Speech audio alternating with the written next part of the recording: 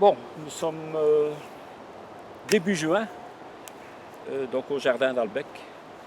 Et donc on continue à planter les courges. Donc courges, c'est potiron, potimarron, voilà, un peu les butternuts, enfin un peu toutes sortes de courges. Et comme on peut voir ici plus loin, donc on a déjà commencé à planter ça à partir de mi-mai. Donc une fois qu'il n'y a plus de gel, donc mi-mai, on a commencé à mettre les premiers là-bas. Bien sûr, comme il faut pas mal de place pour les préparer, donc je les sème en pot en serre et ensuite je les ramène ici, une fois qu'ils sont cette taille-là, comme ici, et on implante donc dans un terrain ici, donc, destiné aux courges. Alors ce terrain a simplement été couvert de fumier, de paillis pendant tout l'hiver. Au printemps, il y a pas mal de paillis qui a déjà disparu, qui a été intégré dans le sol. Et on est venu remettre du fumier de cheval au-dessus, donc pour bien couvrir le sol. Donc aucun travail de sol n'est nécessaire pour implanter les courges. Donc simplement, ce qu'on peut faire, c'est donc lorsqu'il y a quelques mauvaises herbes, comme ici il y a des liserons, voilà, on va simplement avec la houe les déterrer et on les laisse sur place. Voilà. Et on laisse tout sur place, ça fait de l'engrais. Alors les distances, donc il y a des lignes. Donc entre lignes, c'est plus ou moins une longueur de bêche. Donc c'est entre 1,40 m, 1,30 m. Donc entre les lignes. Et entre plants, donc il faut bien de l'espace. Donc un plant va s'étaler comme ça sur tout le champ. Et on met plus ou moins 1,20 m ici. Donc on peut même réduire à 1 mètre s'il faut dans les petits jardins. Mais voilà, ici on a bien de l'espace, donc on laisse bien de la place. Donc la seule chose que l'on peut faire, c'est parce que c'est un sol non travaillé, et pour faciliter la mise en place des plants, c'est simplement ameublir l'endroit où on va mettre le plant. Donc on écarte légèrement le paillis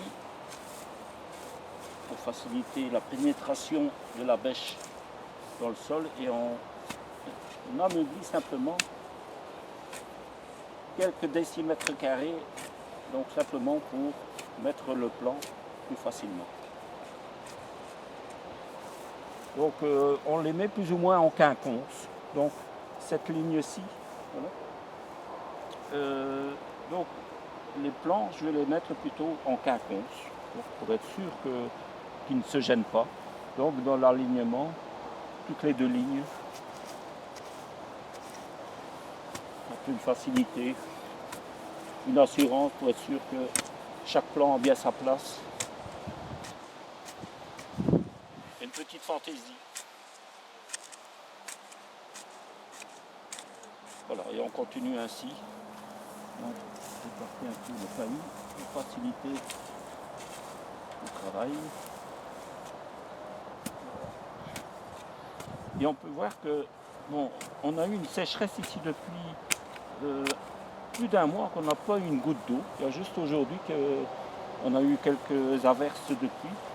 Mais ce n'est pas ces averses-là qui ont mouillé le sol, parce que ça n'a que mouillé une paire de centimètres. Mais ici, c'est grâce au paillis qui a recouvert le sol qu'on a gardé l'humidité dans le sol. Donc ces plants ont été semés en godet et élevés en serre. Donc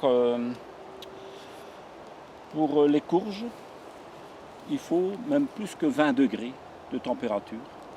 Donc à partir du mois de mi-avril, on va dire mi-avril, on commence à avoir de bonnes températures dans une serre et ça permet de monter les températures au-delà de 20 degrés. Donc l'idéal c'est 23-24 degrés pour avoir une belle levée des graines. Alors un petit truc, c'est-à-dire que je mets la graine à moitié enterrée. Et ça je ne peux pas vous montrer maintenant puisque les semis ont été faits. Mais je n'enterre pas complètement la graine parce que les levées sont moins bonnes. En les enterrant à moitié, donc la graine à moitié, on a un plus grand pourcentage de levée de plants. Voilà, ici on va donc les mettre en place.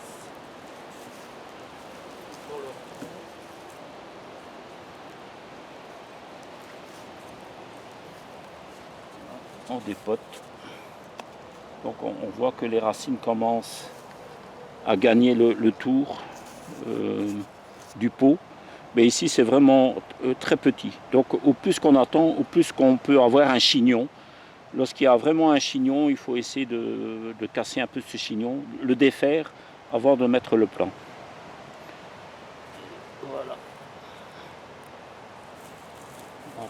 On met bien de la terre autour, on presse bien pour bien mettre les racines en contact avec la terre. Donc, vous voyez que malgré qu'il n'y a pas eu de travail de sol, voilà, ça s'émiette.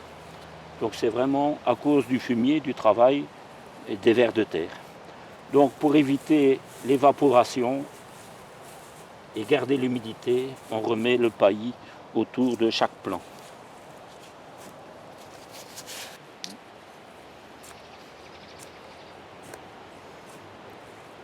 Voilà, donc, on voit que c'est encore bien humide dans le fond. Hein. Donc aucun arrosage, donc c'est vraiment le paillis qui a gardé l'humidité. Donc pas de pluie depuis un mois, sauf aujourd'hui. Et on a eu que, je ne sais même pas si on a eu 1 litre d'eau par mètre carré aujourd'hui. Hein?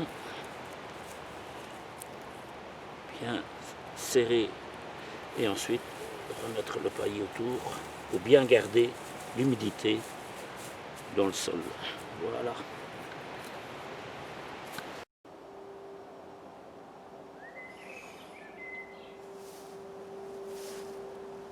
Alors ici notre parcelle de courge.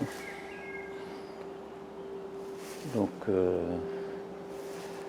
voilà, elle est complète maintenant. On vient de la compléter ici aujourd'hui avec les derniers plants de courge. Donc il reste encore une parcelle à compléter, donc il m'en reste encore une trentaine à repiquer à un autre endroit. On peut voir que voilà, les pommiers sont chargés avec des pommes, donc ça commence à se pencher.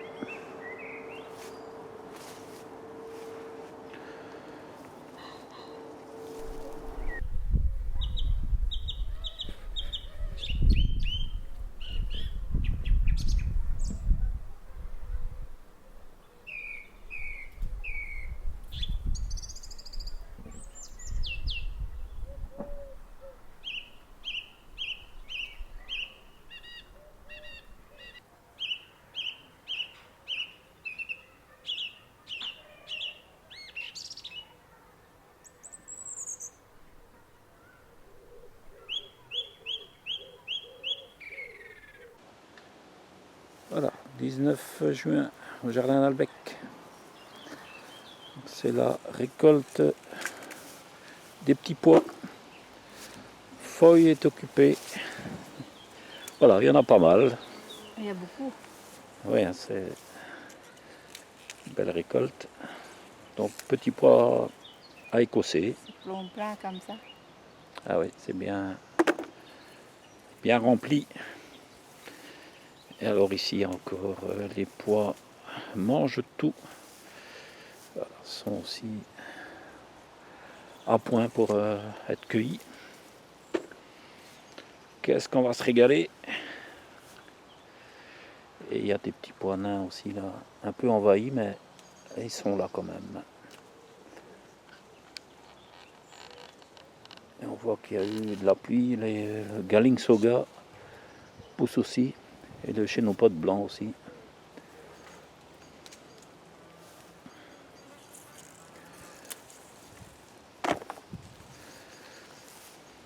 Toujours les framboises.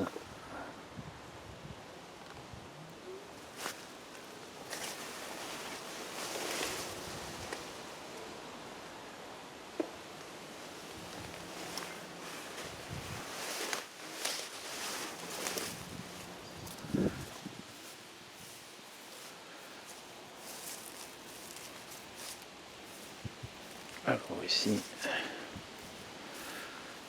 l'ail éléphant.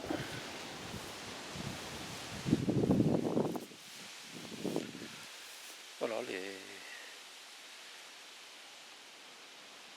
les fleurs commencent à se développer. Donc là, l'enveloppe se déchire. Voilà, il laisse apparaître la fleur. Donc ça va encore grossir, ça devient au moins 10 cm de diamètre.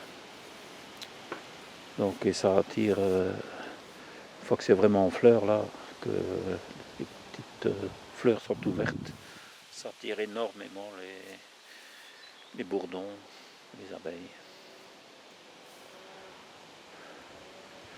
Voilà encore des artichauts pour récolter. Pas laisser venir trop gros parce qu'après ça devient un peu coriace. Le cœur et le fond devient un peu filandreux.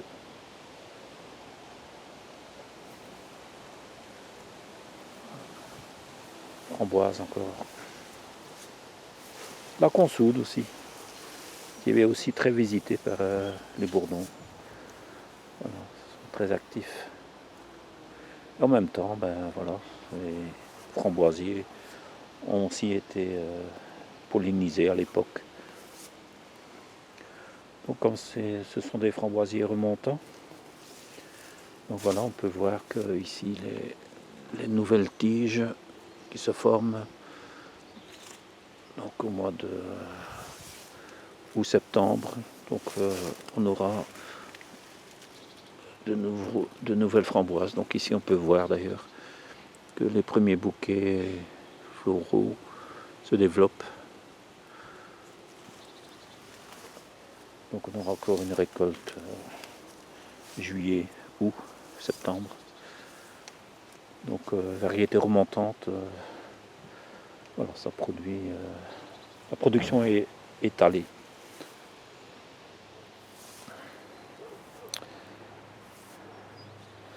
Alors on peut voir nos choux de Bruxelles qui ont été plantés sous filet, sous des tonnelles. Voilà, c'était un peu flagada il y a une quinzaine de jours. Voilà, ils ont bien repris. Et en plus ici avec la pluie, voilà, c'est bien parti. Donc protection contre les pigeons et lapins. Donc ce matin, on est venu encore planter quelques choux qu'on avait encore en pépinière. Donc plantés dans le paillis. Donc sans travail de sol. Voilà, ils sont un peu flagada, mais ils vont s'en remettre. Encore des fraisiers. Encore quelques fruits.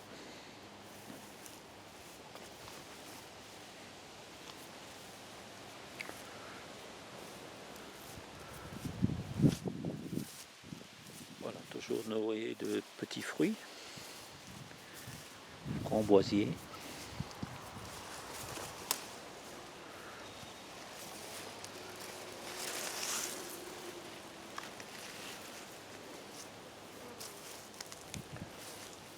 Un peu de consoude aussi. Ça pousse facilement. Bon, plante engrais en même temps. Et ça attire énormément les pollinisateurs pour nos arbres, pour nos petits fruits. Donc ça vaut vraiment la peine.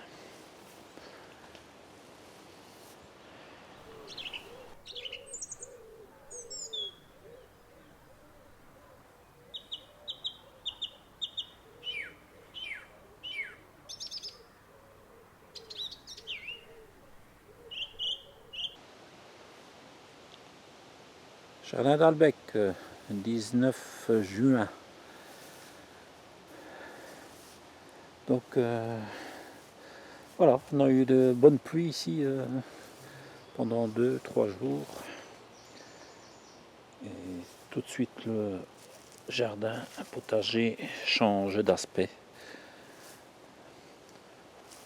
Les haricots montent aux rames.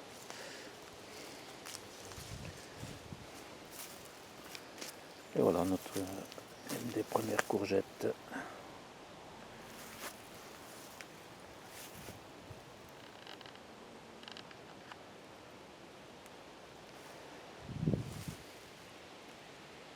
Alors, entre les céleris raves, j'avais semé des laitues,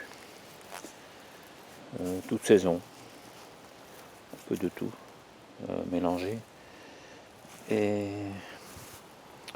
en fait, il n'y avait qu'une seule partie qui levait, donc ce qui était à ombre, mi-ombre. Et donc on peut voir maintenant que donc les températures ont baissé aussi, hein, donc je crois que c'était surtout la température qui empêchait les laitues de lever. Parce que finalement j'ai arrosé les céleris et le semis de laitue en même temps que les tomates sous l'abri. Et malgré tout ça ne levait pas. Et depuis que la température a un peu baissé, donc on était quand même au-delà des 25 degrés. Ici on est redescendu vers les 15, entre 17, 19, 20 degrés. Et voilà que tout le reste de la ligne lève. Donc ça prouve bien que les laitues ne lèvent pas bien au-delà de 25 degrés, disons 24-25 degrés. Donc ça peine à lever.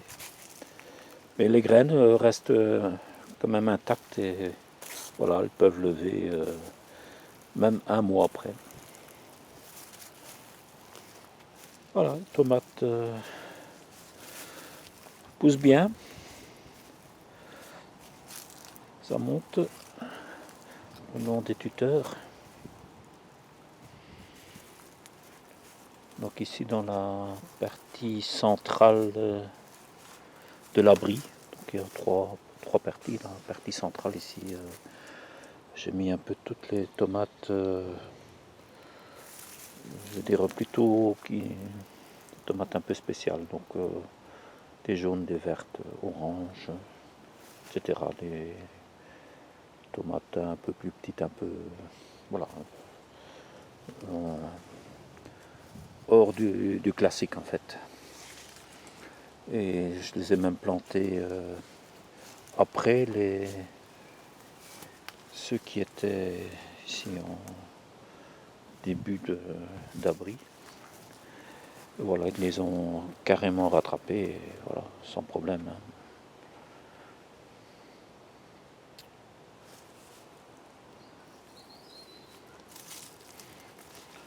Voilà, une belle journée, on a à nouveau un peu de soleil, mais il y a quand même encore de temps en temps une averse.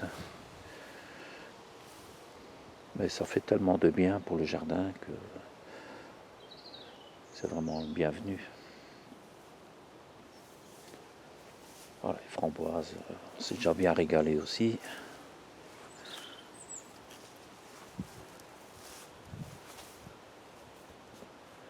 Voilà, on peut voir des nouvelles tiges de framboises, de framboisiers,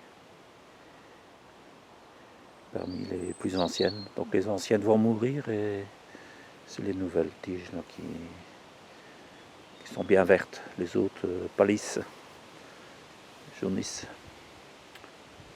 Vont mourir, disons, après la récolte. Donc d'ici cet hiver, ils vont sécher tout doucement. Alors ici aussi, parmi les semis qu'on a réalisés en période sèche, ben voilà, les carottes, ça n'a pas bien levé non plus. Donc la semaine passée, j'ai un peu ressemé j'ai ressemé sur la ligne. Donc ici, les chicorées de Bruxelles, ben voilà, c'était un par-ci par-là. Donc ici, avec la pluie et le beau temps, ben ça devrait lever dans quelques jours.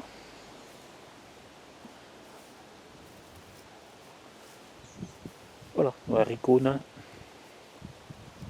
Donc protection de filet contre nos chers lapins.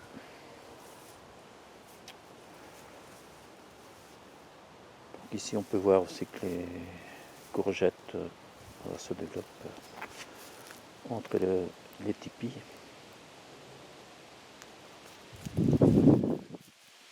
Mais des grillages, malgré tout, les lapins viennent grignoter ce qui dépasse des grillages. Ça, c'est vraiment agaçant. Voilà. Une fois qu'ils sont montés, là, les haricots sont plus hauts. Voilà.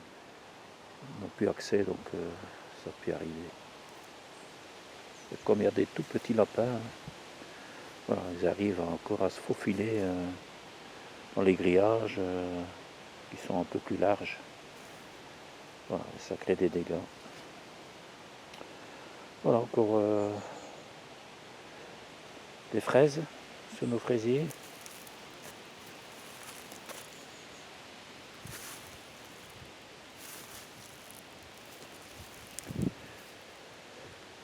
Et nos plants de poireaux. Donc la semaine passée, on avait refait un petit nettoyage entre deux. Et avant la pluie, qui était annoncée d'ailleurs, j'ai bien paillé avec du vieux fumier, un peu pailleux, pour bien garder l'humidité dans le sol, pour que ça profite bien aux plants de poireaux. Voilà, c'est bien parti là. Je crois que dans une semaine ou deux, on pourra commencer à replanter les plus hâtifs. Donc poireaux d'Elbeuf par exemple, la première rangée.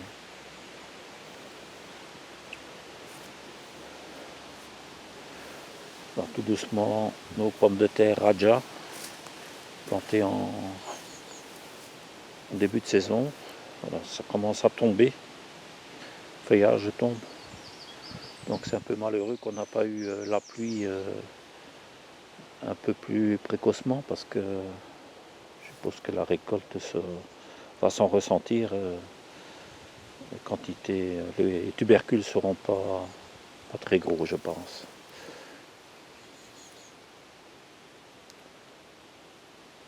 Voilà, tout est bien verdoyant. Il y a du vent aussi un peu.